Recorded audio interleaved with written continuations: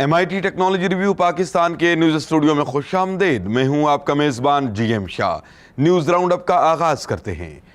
Bulletin کے آغاز میں آپ کو بتاتے ہیں کہ Punjab information technology board PITB کے چیئرمین ڈاکٹر عمر سیف کا کہنا ہے کہ اب تک PITB 270 پروجیکٹس کو ڈیجیٹائز کر چکا ہے۔ ان پروجیکٹس میں law and order, health, education, judiciary, روزگار اور اسٹیمپ پیپر وغیرہ شامل ہیں۔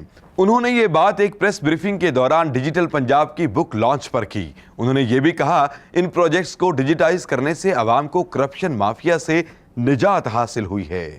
اور اب آپ کو بتاتے ہیں کہ امریکی ماہرین نے نیا جدید چمچ تیار کیا ہے۔ اس چمچ میں جدید سینسرز نصب کیے گئے ہیں جن کی بدولت یہ چمچ آپ کے ہاتھ کی حرکت کو نوٹ کر کے اپنے آپ کو متوازن کر لیتا ہے۔ بتایا جا رہا ہے کہ یہ ایسے لوگوں کے لیے ڈیزائن کیا گیا ہے جن کے ہاتھوں کی حرکت بیماری کی وجہ سے محدود ہو جاتی ہے۔ اس چمچ کو لفٹ ویئر لیول کے نام سے منسوب کیا گیا ہے۔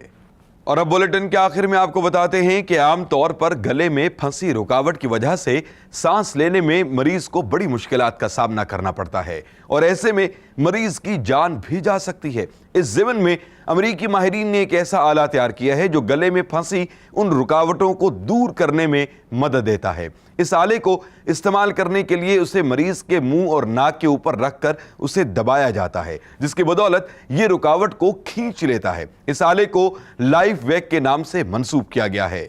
اس کے ساتھ ہی MIT ٹیکنالوجی ریویو پاکستان کے نیوز اسٹوڈیو سے اپنے میزبان GM شاہ کو اجازت دیجیے۔ اللہ نگہبان۔